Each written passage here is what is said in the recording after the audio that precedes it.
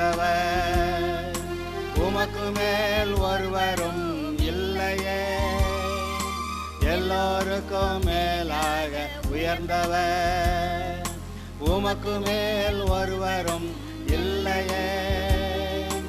அல்லேலூயா, அல்லேலூயா, அல்லேலூயா, ஆமென்.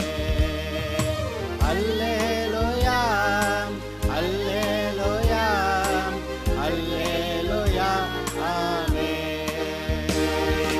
ஒருவரால் சிருஷ்டிக்கப்படாமலே தாமாக என்றென்றும் இருப்பவர், ஒருவரால் சிருஷ்டிக்கப்படாமலே தாமாக என்று. இப்பொழுதும் கூட எலிசா சூனேமியாளுக்கு கர்த்தரிடத்திலிருந்து ஒரு பிள்ளையை கொடுத்தது விஷயம் பற்றியும், அதற்கு பிறகு அந்த பையன் இறந்து போனான்.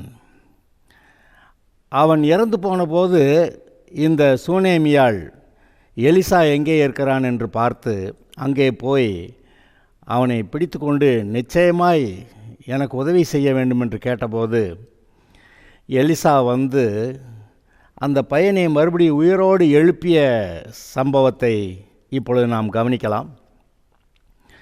இந்த விஷயத்திலே கூட இன்று நமக்கு தேவையான காரியத்தை கர்த்தர் பேசுவார். ஏற்கனவே முந்தின செய்தியில் இந்த சூனேமியாள் அந்த ஊர் வழியாய் போக்குவரத்துமாக இருந்த இந்த எலிசாவுக்கு இந்த மனுஷன் பரிசுத்தவான் என்று காண்கிறேன் என்று சொல்லி தன் புருஷனிடத்திலே சொல்லி அந்த வீட்டிலே அவருக்கென்று ஒரு சிறிய அறையை ஆயத்தம் பண்ணி அதில் கட்டில், மேஜை, நாற்காலி, குத்துவிளக்கு எல்லாம் வைத்து இப்படியாக அவள் கர்த்தருக்கு ஊழியம் செய்து கொண்டு வந்தாள். ஆனால் அவளுக்கு பிள்ளை இல்லாதிருந்தது. உனக்கு என்ன வேண்டும் கேள், நான் ராஜாவிடத்திலேயாவது சேனாபதியா இடத்துலையாவது பேச வேண்டிய காரியம் உண்டா என்று எலிசா கேட்டபோது, அப்படியெல்லாம் இல்லை, என்னுடைய ஜனங்களுக்கு மத்தியிலே நான் சுகமாய் குடியிருக்கிறேன் என்று அவள் சொல்லிவிட்டாள். ஆனால் கேயாசியை கேட்டபோது அவளுக்கு பிள்ளை இல்லை, அவளுடைய புருஷனும் வயதுள்ளவன் என்று சொல்லிவிட்டான். இப்பொழுது எலிசா சொல்லுகிறான், அவளை திரும்ப அழைத்து கொண்டு வா என்று. அவள் வந்து வாசற்படியிலே நிற்கிறாள். அப்பொழுது எலிசா என்ன சொன்னான் தெரியுமா? ஒரு பிராண உற்பத்தி கால திட்டத்திலே ஒரு குமாரனை அணைத்து கொண்டிருப்பாய் என்று சொன்னான். இது நான் நம்புகிறேன், இவன் தானாக சொல்லவில்லை, கர்த்தருடைய ஏவுதலினாலே அதை பேசினான் என்று நம்புகிறேன். அப்படியே அவள் குமாரனை பெற்றாள். இதுவரைக்கும் கடந்த செய்தியில் பார்த்தோம். இப்பொழுது அதன் பின் வருகிறதை முதலாவது வாசிக்கிறேன், பிறகு அதனுடைய விஷயங்களை நாம் பேசுவோம். அந்த பிள்ளை வளர்ந்தான். ஒரு நாள் அவன் அறுப்பறுக்கிற இடத்தில் இருந்த தன் தகப்பன் அண்டைக்கு போயிருக்கும்போது தன் தகப்பனை பார்த்து, என் தலை நோகிறது, என் தலை நோகிறது என்றான். அப்பொழுது அவன் வேலைக்காரனிடத்தில், இவனை இவன் தாயிடத்தில் எடுத்து கொண்டு போய் விடு என்றான். அவனை எடுத்து அவன் தாயிடத்தில் கொண்டு போய் போனபோது அவன் மத்தியானம் மட்டும் அவள் மடியில் இருந்து செத்து போனான். அப்பொழுது அவள் ஏறி போய் அவனை தேவனுடைய மனுஷன் கட்டில் மேல் வைத்து அவன் வைக்கப்பட்ட அறையின் கதவை பூட்டி கொண்டு போய் தன் புருஷனிடத்தில் ஆள் அனுப்பி, நான் சீக்கிரமாய் தேவனுடைய மனுஷன் இருக்கும் இடம் மட்டும் போக வேண்டும், அதற்காக வேலைக்காரர்கள் ஒருவனையும் ஒரு கழுதையையும் எனக்கு அனுப்ப வேண்டும் என்று சொல்ல சொன்னான். அப்பொழுது அவன், இது அமாவாசையும் அல்ல, ஓய்வு நாளும் அல்ல, நீ இன்றைக்கு அவரிடத்திற்கு போக வேண்டியது என்ன என்று கேட்க சொன்னான். அதற்கு அவள், எல்லாம் சரிதான், நான் போக வேண்டியிருக்கிறது என்று சொல்லி அனுப்பி கழுதையின் மேல் சேணம் வைத்து ஏறி தன் வேலைக்காரனை நோக்கி, இதை ஓட்டிக்கொண்டு போ, நான் உனக்கு சொன்னால் ஒழிய வழியில் எங்கும் ஓட்டத்தை நிறுத்தாதே என்று சொல்லி புறப்பட்டு கர்மேல் பர்வதத்தில் இருக்கிற தேவனுடைய மனுஷனிடத்திற்கு போனாள். தேவனுடைய மனுஷன் தூரத்தில் அவளை கண்டு தன் வேலைக்காரனாகிய கேயாசியை பார்த்து, அதோ சூனேமியாள் வருகிறாள், நீ அவளுக்கு எதிர்கொண்டு ஓடி, நீ சுகமாயிருக்கிறாயா, உன் புருஷன் சுகமாயிருக்கிறானா, அந்த பிள்ளை சுகமாயிருக்கிறதா என்று அவளிடத்தில் கேள் என்றான். அவள் சுகந்தான் என்று சொல்லி பர்வதத்தில் இருக்கிற தேவனுடைய மனுஷனிடத்தில் வந்து அவன் காலை பிடித்து கொண்டாள். அப்பொழுது கேயாசி அவளை விலக்கிவிட வந்தான். தேவனுடைய மனுஷன், அவளை தடுக்காதே, அவள் ஆத்மா துக்கமாக இருக்கிறது, கர்த்தர் அதை எனக்கு அறிவியாமல் மறைத்து வைத்திருந்தார் என்றான். அப்பொழுது அவள், நான் என் ஆண்டவிடத்திலே ஒரு குமாரனை வேண்டுமென்று கேட்டதுண்டா? எனக்கு அபத்தம் சொல்ல வேண்டாம் என்று நான் சொல்லவில்லையா என்றாள். அப்பொழுது அவன் கேயாசியை பார்த்து, நீ உன் இடையை கட்டிக்கொண்டு என் தடியை உன் கையில் பிடித்து கொண்டு வழியில் ஒருவனையும் சந்தித்தாலும் அவனை வினவாமலும் உன்னை ஒருவன் வினவினாலும் அவனுக்கு மறுமொழி சொல்லாமலும் போய் என் தடியை அந்த பிள்ளையின் முகத்தின் மேல் வை என்றான். பிள்ளையின் தாயோ, நான் உம்மை விடுகிறதில்லை என்று கர்த்தருடைய ஜீவனையும் உம்முடைய ஜீவனையும் கொண்டு சொல்லுகிறேன் என்றாள். அப்பொழுது அவன் எழுந்திருந்து அவள் பின்னே போனான். கேயாசி அவர்களுக்கு முன்னே போய் அந்த தடியை பிள்ளையின் முகத்தின் மேல் வைத்தான். ஆனாலும் சத்தமும் இல்லை, உணர்ச்சியும் இல்லை. ஆகையால் அவன் திரும்பி அவனுக்கு எதிர்கொண்டு வந்து பிள்ளை விழிக்கவில்லை என்று அவனுக்கு அறிவித்தான். எலிசா வீட்டிற்குள் வந்தபோது இதோ அந்த பிள்ளை அவன் கட்டிலின் மேல் செத்து கிடந்தான். உள்ளே போய் தங்கள் இருவருக்கும் பின்னாக அவன் கதவை பூட்டி கர்த்தரை நோக்கி வேண்டுதல் செய்து கிட்ட போய் தன் வாய் பிள்ளையின் வாயின் மேலும், தன் கண்கள் அவன் கண்களின் மேலும், தன் உள்ளங்கைகள் அவன் உள்ளங்கையின் மேலும் படும்படியாக அவன் மேல் குப்புற படுத்து கொண்டான். அப்பொழுது பிள்ளையின் உடல் அனல் கொண்டது. அவன் எழுந்து அறை வீட்டில் இங்கும் அங்கும் உலாவி திரும்பவும் கிட்ட போய் அவன் மேல் குப்புற படுத்தான். அப்பொழுது அந்த பிள்ளை 7 தரம் தும்மி தன் கண்களை திறந்தான்.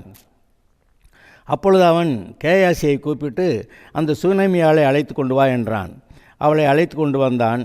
அவள் அவனிடத்தில் வந்தபோது அவன், இதோ உன் குமாரன் எடுத்துக்கொண்டு போ என்றான். அப்பொழுது அவள் உள்ளே போய் அவன் பாதத்தில் விழுந்து தரை மட்டும் பணிந்து தன் குமாரனை எடுத்துக்கொண்டு வெளியே போனாள். இந்த காட்சியை உங்களுடைய மனதிலே கொண்டு வாருங்கள். இந்த சூனேமியாள், என் ஜனங்களின் மத்தியிலே சுகமாய் குடியிருக்கிறேன், எனக்கு ஒன்றும் பெரிதாக தேவையில்லை என்றுதான் கேயாசி இடத்திலே சொன்னாள், எலிசாவிடத்திலே சொன்னாள். ஆனால் எலிசாவே கேயாசியை விசாரித்து இவளுக்கு பிள்ளை இல்லை என்று தெரிந்து பிறகு அவளை வரச் சொல்லி ஒரு உற்பத்தி கால திட்டத்திலே ஒரு குமாரனை அணைத்து கொண்டிருப்பாய் என்று சொன்னான். அவளோ ஏது தேவனுடைய மனுஷன் அபத்தம் சொல்ல வேண்டாம் என்று சொன்னாள். இதெல்லாம் ரெக்கார்டில் இருக்குது. பின்னாடி இதே அவள் திரும்ப சொல்கிறான். சரி, பிள்ளை வளர்ந்தது. பிள்ளை தகப்பனோடு வயலிலே அறுப்பறுக்கிறவரிடத்தில் போய் இருக்கக்கூடிய அளவுக்கு பிள்ளை பெரியவனாகிவிட்டான். அங்கே அறுப்பறுக்கிற சமயத்தில் தலை நோகிறது என்று சொன்னானாம். அப்பொழுது அந்த தகப்பன் வேலையால் ஒருத்தனை அழைத்து இவனை கொண்டு போய் இவனை தாயிடத்தை விட்டு வா என்று சொல்லபோது அவனும் கொண்டு வந்து விட்டான். ஆனால் அந்த பிள்ளை இவளுடைய மடியிலே மத்தியானம் வரைக்கும் இருந்து செத்து போனான். சரி, எலிசா சொன்ன வார்த்தையினாலே அங்கே இவளுக்கு பிள்ளை உண்டாயிருந்தது. இப்பொழுது அந்த பிள்ளை செத்து போனது என்றால், ஒன்று தேவனுடைய சித்தத்தின்படி இது நடக்கலை, பிள்ளை செத்தது தேவனுடைய சித்தம் அல்ல. நான் பிள்ளை வேணும்னு கேட்டேனா? கேட்கலை. ஆனால் கர்த்தரே எனக்கு கொடுத்துருக்கிறாரு. அப்படி இருக்கும்போது இந்த பிள்ளை எடுத்துக்கொள்ளப்படுகிறதை நான் அனுமதிக்க மாட்டேன் என்று அவள் உறுதியாய் தன்னுடைய இருதயத்திலே தீர்மானித்து, இந்த இதெல்லாம் கவனிங்க, உறுதியாய் தன்னுடைய இருதயத்திலே தீர்மானித்து அங்கே தன் புருஷனிடத்திற்கு ஆள் அனுப்புகிறாள். இப்பொழுது நான் தேவனுடைய மனுஷனிடத்திலே போய் வர வேண்டும், ஒரு கழுதையையும் வேலைக்காரன் ஒருவனையும் என்னோட அனுப்ப வேண்டும் என்று அவள் சொல்லி அனுப்புகிறாள். அவனோ இந்த விவரமெல்லாம் தெரியாது. இது அமாவாசையும் அல்ல, ஓய்வு நாளும் அல்ல. நீ ஏன் தேவனுடைய மனுஷத்திற்கு போக வேண்டும் என்று கேட்க, அதெல்லாம் சரிதான், நான் போக வேண்டும். பாருங்க தடைகள் எப்படி வருது. அப்பொழுது அவள் போக வேண்டும் என்று தீர்மானிக்கிறாள். அவனும் அதே போல் வேலைக்காரனையும் அங்கே ஒரு கழுதையும் அங்கே அனுப்புகிறான். அவர்கள் போகும்போது என்ன சொல்லுகிறாள் அவள்?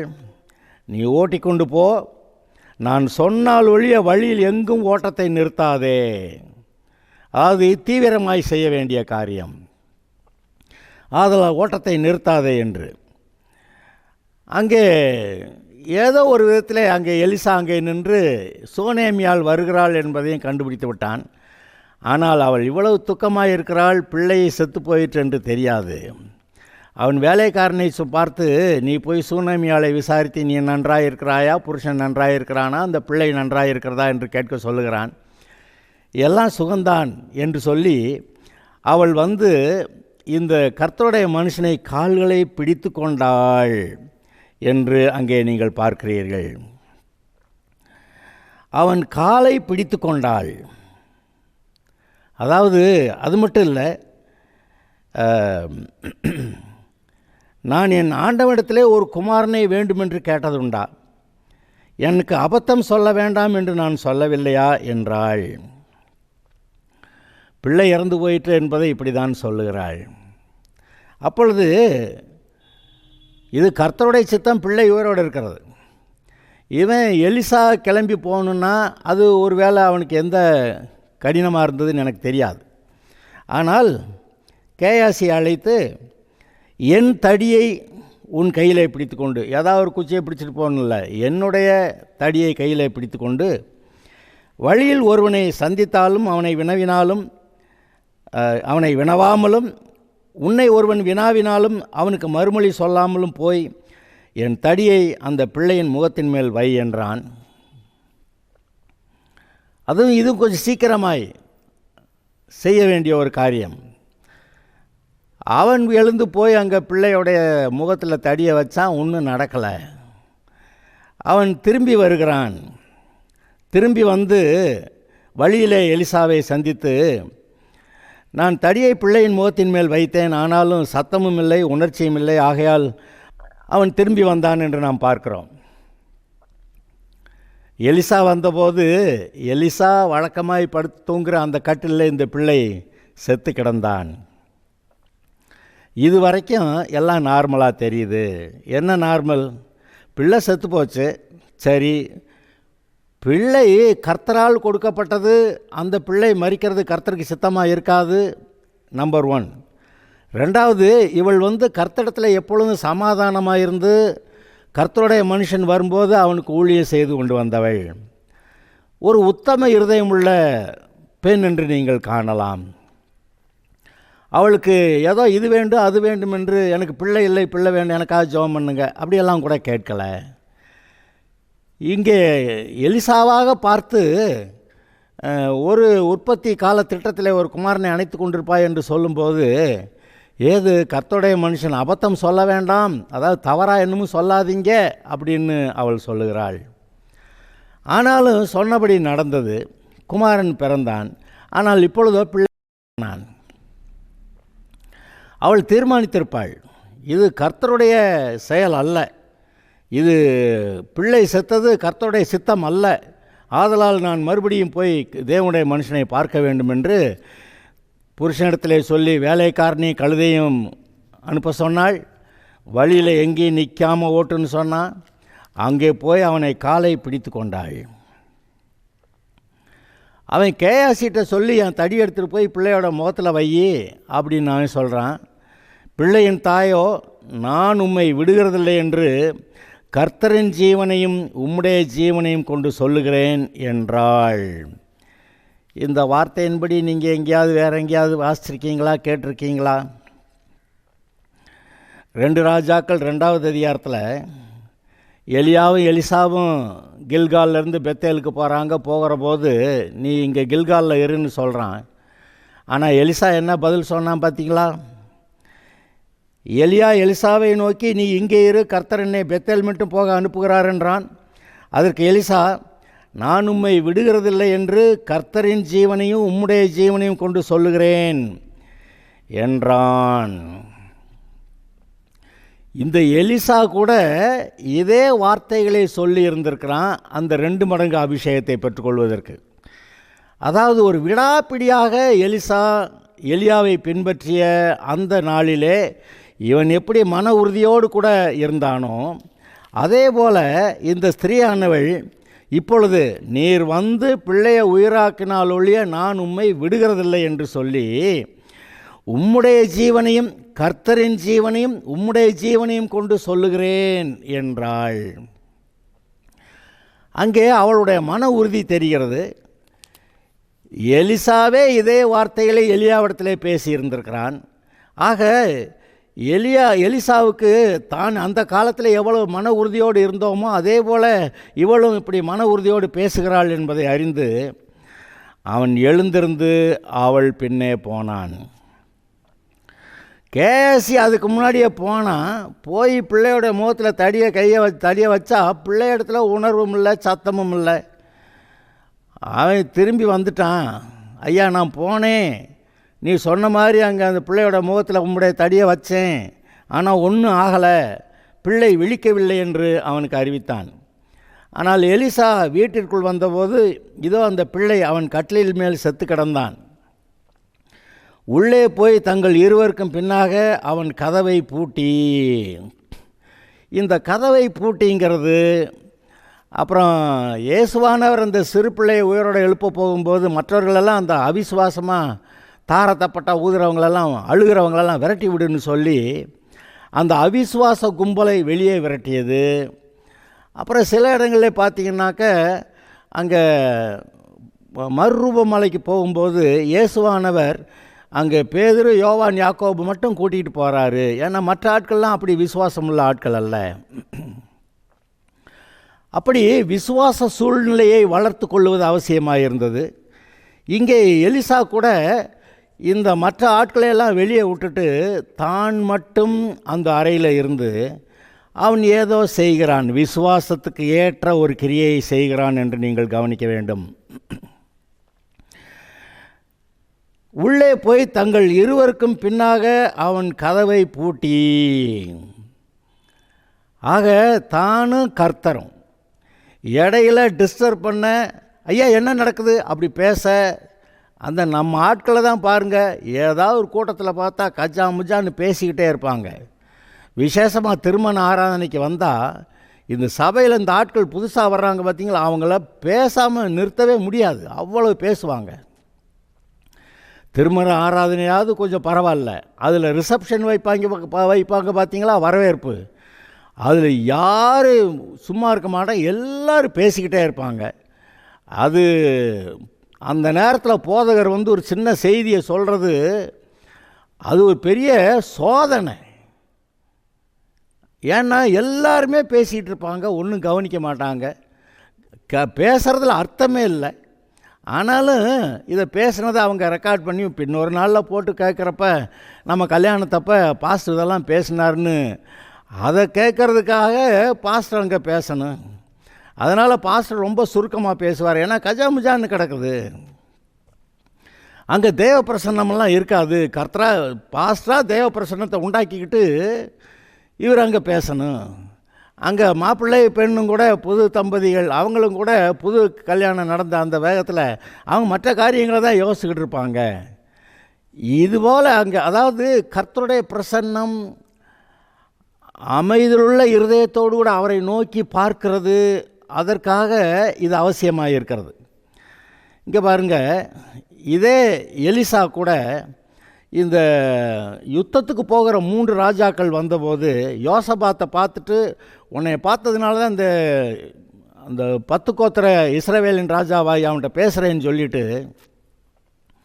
அவன் என்ன செஞ்சான், அப்போதைக்கு அவனுக்குள்ளே அபிஷேகம் இல்லை, அவனுக்கு அபிஷேகம் வேண்டும், அப்போ தான் கர்த்தருடைய வார்த்தை அவனுக்கு கிடைக்கும், அவன் பேசலாம். ஆதலால் அவன் என்ன சொன்னான், வாத்திய கருவி உன்னை கொண்டு வந்து வாசியுங்கள், கர்த்தருடைய பாட்டை வாசியுங்கள் என்று சொன்னபோது கர்த்தருடைய பாட்டு அந்த அந்த பாடல் வாசிக்கும்போது அப்படியே கர்த்தருடைய பிரசன்னம் இறங்குது, அவங்க கூட பரிசுத்த ஆவியில் நிரம்பி அப்பொழுது அவன் தீர்க்க தரிசனமாக என்னென்ன நடக்கும் என்று அங்கே சொல்லுகிறான். அந்த சவுல் ராஜாவுக்கு ஒரு அசுத்தாவி தீ ஆவி பிடித்து கொண்ட போது அவங்க என்னெல்லாமோ கெஜ கரணம் போட்டிருப்பாங்க, ஒன்றும் நடக்கலை. ஆனால் தாவீதுன்னு ஒரு பையன் இருக்கிறான், அவன் வாத்திய கருவி வாசிக்கிறதுல ரொம்ப தேர்ந்தவன். அவன் வந்து வாசித்தாக்க இந்த ஆவியோடைய அலட்டல் நீங்கும், அப்பொழுது சவுல் ராஜா சுகமடைய விடுதலையாக முடியும் என்று சொல்லி அவனை அழைத்து கொண்டு வர சொல்லுகிறார்கள். இவனு வாசிக்கிறான். அப்பொழுது அந்த பிசாசு சவுலை விட்டு நீங்க அவன் ஆறுதல் அடைந்தான் என்று வாசிக்கிறீர்கள். இங்கே என்ன நடக்கிறது? அங்கே தேவ பிரசன்னம் வேண்டும். இன்றைக்கும் கூட நாம் கர்த்தருடைய பிள்ளைகள் தான். நம்முடைய வீடு கர்த்தருடைய பிள்ளைகள் இருக்கக்கூடிய குடும்பமாக இருக்கக்கூடிய வீடு. ஆனாலும் நம்முடைய அநேக காரியங்களை கவனித்து கொண்டிருக்கும்போது நம்முடைய சிந்தனை தேவ பிரசன்னத்திலே நான் இதை செய்து கொண்டிருக்கிறேன் என்று அந்த உணர்வு இல்லாமல் மற்ற காரியங்களை கவனிக்கிறதா இருக்கிறது. ஆனால் ஏதோ ஒன்று நான் ஜெபிக்க வேண்டும் என்ற போது கர்த்தருடைய பிள்ளைகள் அது தங்களுடைய வீடாக இருக்கிறதுனால மற்ற யாரும் இல்லாமல் இருக்கும்போது உடனடியாக கர்த்தாவே என்று சொல்லி உடனடியாக கர்த்தரை நோக்கி பார்க்க அவருடைய பிரசன்னத்தில் வர அது சுலபம். ஆனால் அதே சமயத்தில் விருந்தாளியே இருந்தால் இவங்களெல்லாம் விட்டுட்டு நம்ம தனியாரைக்குள்ளே ஓடி போய் தான் ஜெபம் பண்ணணும். இங்கே இதை நீங்கள் பாருங்கள். ஆக நாம் கர்த்தருடைய பிரசன்னத்தை உணர்வது அது மிகவும் அவசியமாக இருக்கிறது. இயேசுவே அந்த தாரை தப்பட்டை ஊதுகிறவர்கள், இந்த பிள்ளை மரித்து போயிட்டு என்று அழுகிறவர்கள், அவர்களெல்லாம் வெளியே அனுப்பிவிட்டு தான் அவர் அங்கே அந்த பிள்ளையை போய் எழுப்பி விட போகிறாரு. ஆதலால் இன்று நம்முடைய நிலைமையை கவனியுங்கள். நீங்கள் பொதுவாக வீடுகளில் இருக்கும்போது ஜெபம் பைபிள் வாசிப்பு ஒரு அளவுக்கு இருக்கிறது. ஆனால் ஆலயத்துக்குள்ளே வரும்போது இது கர்த்தருடைய பிரசன்னம் இருக்கக்கூடிய இடம், இதற்கென்று தெரிந்து கொள்ளப்பட்ட இடம். இதில் இங்கே வந்து யார் கசமுசான்னு எதுவும் பேச முடியாது. பேசுனா பக்கத்தில் இருக்கிறவங்களை இவங்க கெடுக்கிறாங்கன்னு அர்த்தம். ஆகையால் நீங்கள் நன்றாய் கவனியுங்கள். நம்முடைய மனம் கர்த்தருடைய பிரசன்னத்தில் வர வேண்டும். ஆனால் சுற்றி நடக்கக்கூடிய இந்த காரியங்கள் இங்கே பாருங்கள், எங்கே பார்த்தாலும் சினிமா பாட்டு இறைச்சல், இந்த மாதிரி சூழ்நிலையில் ஒரு மனுஷன் கர்த்தரோட கூட சம்பாஷணை பண்ணுவதற்கு அது உகந்த இடமாக இல்லை, உகந்த நேரமாக இல்லை. ஆதலால் தான் ஒவ்வொரு விசுவாசியும் தன்னுடைய வீடுகளில் கர்த்தருக்கென்று ஒரு நேரம் ஒதுக்கி கர்த்தருக்கென்று இவன் குறித்து கொண்ட ஒரு இடத்துல போய் கர்த்தாவேன்னு பார்த்தா உடனே கர்த்தருடைய பிரசன்னம் இறங்குகிறது. ஆதலால் தான் இது கர்த்தருக்கென்று பிரித்தெடுக்கப்பட்ட இடம். சில ஆட்கள் ஜெப அறை என்று வைத்திருப்பார்கள். சில ஆட்களுக்கு தனியாக ரூமெல்லாம் இருக்காது. அவங்க ஒரு மூலையில் போய் உட்கார்ந்து ப்ரேயர் கார்னர் என்று சொல்வார்கள். அப்படி இருந்து அவர்கள் ஜெயிப்பார்கள். ஆக கர்த்தருடைய பிரசன்னம் வேண்டும். சும்மா ஏதோ சில வார்த்தைகளை ஜபமாக பேசிட்டு போகிறதுல அர்த்தம் இல்லை. இங்கே என்ன செஞ்சான்னு பாருங்கள். பிள்ளை அவன் கட்டிலின் மேல் செத்து கிடந்தான். அவன் உள்ளே போய் தங்கள் இருவருக்கும் பின்னாக அவன் கதவை பூட்டி கர்த்தரை நோக்கி வேண்டுதல் செய்கிறான். கிட்டே போய் தன் வாய் பிள்ளையின் வாயின் மேலும் தன் கண்கள் அவன் கண்களின் மேலும் தன் உள்ளங்கைகள் அவன் உள்ளங்கையின் மேலும் படும்படியாக அவன் மேல் குப்புறப்படுத்து கொண்டான். அப்பொழுது பிள்ளையின் உடல் அனல் கொண்டது. இயேசுவாக இருந்தால் மரித்த அந்த பையன் பாடையில் எடுத்துக்கொண்டு போகப்படும்போது தாயை பார்த்து அழாதேன்னு சொல்லிட்டு அங்கே வாலிபனே எழுந்துருன்றாரு. எழுந்திரிச்சிட்டான். அவருக்கு இருந்த விசுவாச அளவு வேறு. இங்கே மற்றவர்களுக்கு இருக்கக்கூடிய எலிசா அவர்கள் நல்ல வல்லமை நிறைந்த தீர்க்கதரிசிகளாக இருந்தாலும் அவர்கள் இருக்கக்கூடிய அந்த அளவு வேறு. இவன் பாருங்க, உள்ளே போய் கதவை பூட்டி கொண்டு இவன் ஏதோ செய்கிறான். இந்த செயல் எலிசாவுக்குள்ளே விசுவாசத்தை வளர்க்கிற ஒன்றாக இருக்கிறது. அப்பொழுது பிள்ளையின் உடல் அனல் கொண்டது. ஆனால் இன்னும் உயிர் வரலை. அவன் எழுந்து அறை வீட்டில் இங்கும் அங்கும் உலாவி, அது எப்படி உயிர் வராமல் இருக்க முடியும்? கர்த்தருடைய நாமத்தினால் இவனுக்கு உயிர் வர வேண்டும். கர்த்தர் சொல்லி தானே நான் இந்த பிள்ளையை இந்த அம்மாவுக்கு கொடுத்தேன். நான் கர்த்தர் தானே சொன்னார், கர்த்தர் தானே கொடுத்தாரு. இந்த பிள்ளையை எப்படி எடுக்க முடியும்? இந்த பிள்ளை எடுக்க முடியாது. கர்த்தாவே உயிர் வேண்டும் என்று மறுபடியும் ஒரு ஜெபம் பண்ணிவிட்டு, அதெல்லாம் இங்கே எழுதலை, ஆனால் நான் சொல்கிறேன். அறை வீட்டில் இங்கும் அங்கும் உலாவி திரும்ப கிட்ட போய் அவன் மேல் குப்புறப்படுத்தான். அப்பொழுது அந்த பிள்ளை 7 தரம் தும்மி தன் கண்களை திறந்தான். ஏங்க இதை நன்றாக கவனிங்க. விசுவாசத்தை இப்போது எலிசா தனக்குள்ளே வளர்த்து கொண்டான்.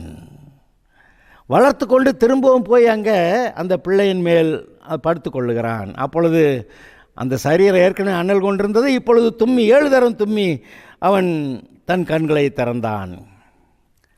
இது ஆச்சரியமா இல்லையா? இப்பொழுதும் நான் இன்னும் ஒரு காட்சியை உங்களுக்கு சொல்லுகிறேன். இது நம்முடைய விசுவாச காரியம். தேவனால் பிறந்ததும் உலகத்தை ஜெயிக்கும். நம்முடைய விசுவாசமே உலகத்தை ஜெயிக்கிற ஜெயம். இந்த விசுவாசம், அந்த விசுவாசத்தில் கொஞ்சம் குறைவாக இருக்கும்போது ஒரு காரியமும் நடக்கவில்லை. இப்பொழுது பாருங்கள், இஸ்ரவேலர் வருகிறார்கள், தண்ணீர் இல்லை.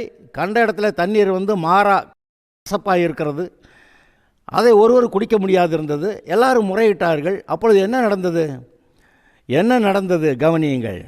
ஒரு மரத்தை வெட்டி மோசே அந்த தண்ணீரின் மேல் போட்டான்.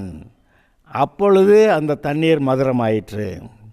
ஆக இவனும் கூட ஏதோ ஒரு செயல் செய்ய வேண்டியிருக்கு. கர்த்தர் சொன்ன வார்த்தையை கேட்டு அதன்படி செய்யும்போது இவனுக்கும் விசுவாசம் வளர்ந்து பூரணமாகிறது. இங்கே பாருங்க, மோசே அங்கே எகிப்துக்கு அனுப்பப்படும் போது கர்த்தர் சொல்கிறார், இந்த உன் கையில் இருக்க இந்த கோலையும் பிடிச்சு கொண்டு போ. இது அது வரைக்கும் அவன் ஆடு மேய்க்கிற கோல். ஆனால் கர்த்தர் சொன்ன பிறகு இது கர்த்தருடைய கோல்.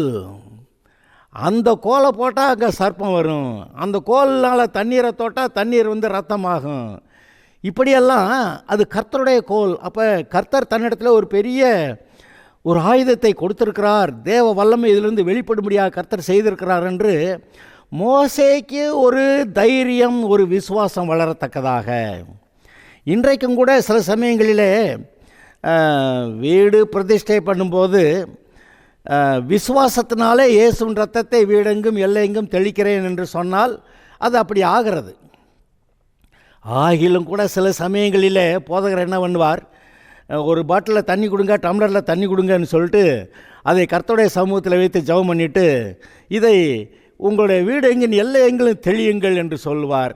அப்பொழுது இவருக்கு மட்டும் இல்லை, அந்த வீட்டாருக்கும் கூட தண்ணியெல்லாம் தெளிச்சாச்சு, இயேசுவின் ரத்தம் அங்கே தெளிக்கப்பட்டிருக்கிறது, இந்த வீடு பிரதிஷ்டை பண்ணப்பட்டிருக்கிறது, இது கர்த்தருக்கு பரிசுத்தம் என்ற உணர்வு அவர்களுக்கும் உண்டாகும். பார்த்தீங்களா? ஆக இந்த செயல்கள் மிகவும் முக்கியமாக இருக்கிறது. விசுவாசத்தை எலிசா வளர்த்து கொண்டான். இந்த பிள்ளையை உயிரோடு எழுப்பினான். அப்பொழுது அவன் கேயாசியை கூப்பிட்டு அந்த சூனேமியாளை அழைத்து கொண்டு வா என்றான். அவளை அழைத்து கொண்டு வந்தான். அவள் அவனிடத்தில் வந்தபோது, உன் குமாரனை எடுத்துக்கொண்டு போ. சரீரம் டெட் பாடி இல்லை, உன் குமாரனை எடுத்துக்கொண்டு போ என்றான். அப்பொழுது அவள் உள்ளே போய் அவன் பாதத்திலே விழுந்து தரை மட்டும் பணிந்து தன் குமாரனை எடுத்துக்கொண்டு வெளியே போனாள்.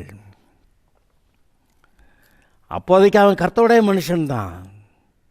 ஆனாலும் கர்த்தருடைய பாதத்தை பிடித்து கொண்டது போலவே அவள் நினைத்து அவனுடைய பாதத்தை பிடித்து கொண்டு பிறகு அவள் போய் தன்னுடைய குமாரனை எடுத்துக்கொண்டு போனாள் என்று நீங்கள் பார்க்கிறீர்கள்.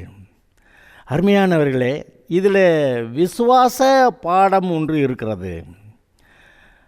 கேட்காத பிள்ளையை கர்த்தர் கொடுத்தாரு, அப்புறம் எப்படி பிள்ளை சாகலாம்?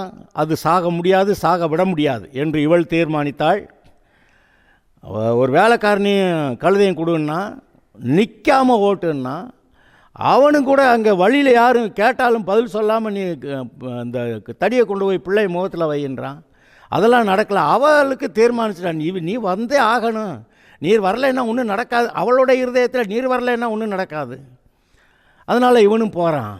அங்கே போய் அந்த பிள்ளை இருக்கிற நிலைமையை பார்த்து அனல் இல்லாமல் குளிர்ந்து போய் கிடக்குது. அப்போ அவன் போய் படுத்துக்கொண்டான். அனல் உண்டாகட்டும் என்று அவன் சொல்லிகிட்டே படுத்திருந்திருப்பான்னு நினைக்கிறேன்.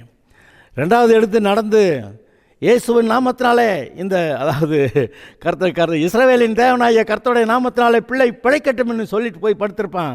பிள்ளை தும்மி அவன் கண்களை திறந்தான். இதை வாசிக்கும்போது கதையாக வாசிக்கக்கூடாது. இது ஒவ்வொரு இடத்துல இருக்கக்கூடிய அந்த காரியங்கள், அந்த விசுவாச காரியத்தை நீங்கள் நினைத்து பார்த்தால் நீங்களும் அதுபோல செயல்படுவீர்கள். உங்களுடைய விசுவாசத்தை வளர்த்து கொள்ள, விசுவாசத்தோட பேச, செயல்பட உங்களால் முடியும். நீங்கள் கர்த்தருடைய ஒரு கருவியாக இருக்கிறீர்கள். கர்த்தர் பயன்படுத்துகிற ஒரு பாத்திரமாக இருக்கிறீர்கள். ஆதலால் கர்த்தருடைய சமூகத்தில் நிற்கிறதை உணர்ந்து, நானே ஏதோ செய்யலை, இல்லை வழக்கத்தின்படி அல்ல, கர்த்தர் என்னோடு கூட இருக்கிறார், நடத்துகிறார் என்று கர்த்தருடைய வார்த்தையை பேசுங்கள், நடைபெறும். ஆம், உங்களுடைய வாழ்க்கையிலே கர்த்தர் மகிமைப்படுவார். Okay, God bless you.